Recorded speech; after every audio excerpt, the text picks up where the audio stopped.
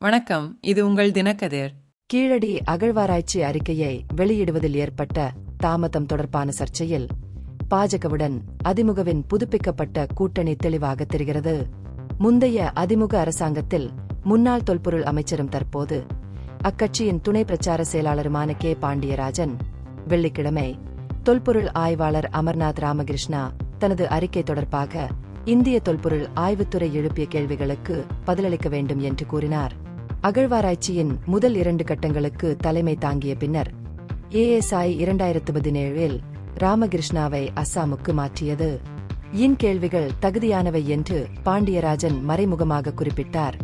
ராமகிருஷ்ணாவின் அறிக்கை கிபி 5ஆம் நூற்றாண்டு முதல் கிபி 5ஆம் நூற்றாண்டு வரை, அதாவது 1000 ஆண்டுகள் வரை தமிழ் நாகரிகத்தை பரவலாக காலவரிசைப்படுத்தியது என்பதை சுட்டிக்காட்டினார்.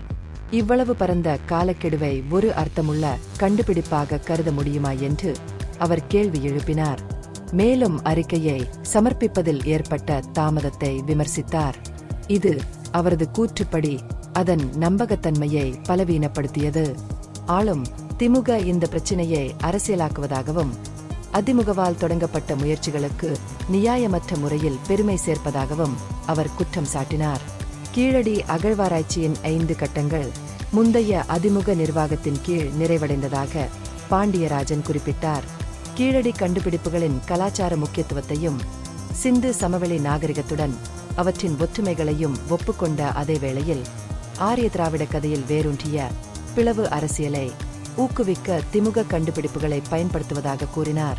தமிழ்நாடு முழுவதும் உள்ள 39 அகழ்வாராய்ச்சி தளங்களில் 33 இடங்கள் 1980 முதல் அதிமுக தலைமையிலான அரசாங்கங்களால் அனுமதிக்கப்பட்டன என்பதை முன்னாள் அமைச்சர் எடுத்துரைத்தார்.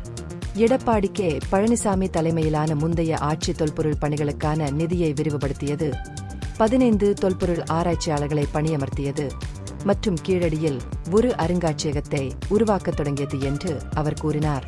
கீழ் எங்கள் தாயின் மடி என்ற முழக்கம் முதலில் தன்னுடையது என்றும் அரசியல் ஆதாயத்திற்காக திமுக அதை கையகப்படுத்தியதாகவும் பாண்டியராஜன் வலியுறுத்தினார். பாண்டியராஜனின் கூற்றுகளுக்கு திமுக எம்எல்ஏ டாக்டர் எழிலன் நாகநாதன் மறுப்பு தெரிவித்தார். சென்னை உயர்நீதிமன்ற உத்தரவின் கட்டாயத்திற்கு பிறகுதான் அதிமுக அரசு அருங்காட்சியகம் அமைக்க நடவடிக்கை எடுத்தது என்று அவர் வலியுறுத்தினார். கீழடி அகழ்வாராய்ச்சிக்காக அதிமுக குறைந்தபட்சம் 55 லட்சம் ரூபாய் ஒதுக்கியிருந்தாலும் மாநிலம் முழுவதும் 38 அகழ்வாராய்ச்சி தளங்களுக்கு திமுக இதுவரை 27 கோடி ரூபாய் ஒதுக்கியுள்ளது என்று அவர் கூறினார். மேலும் பாண்டியராஜனை விமர்சித்த நாகநாதன், முன்னாள் அமைச்சர் கீழடியை 2016 இல் மத்திய அரசு மூடிய பின்னரே பார்வையிட்டார் என்றும் குறிப்பிட்டார். கண்டுபிடிப்புகளை பாரத நாகரிகத்தின் ஒரு பகுதியாக பாண்டியராஜன் வகைப்படுத்தியதையும் அவர் கேள்வி எழுப்பினார். அத்தகைய கூற்றின் அடிப்படையை சவால் செய்து அது தமிழ் நாகரிகத்தின் தனித்துவமான பாரம்பரியத்திற்கு முரணானது என்பதை குறிக்கிறது.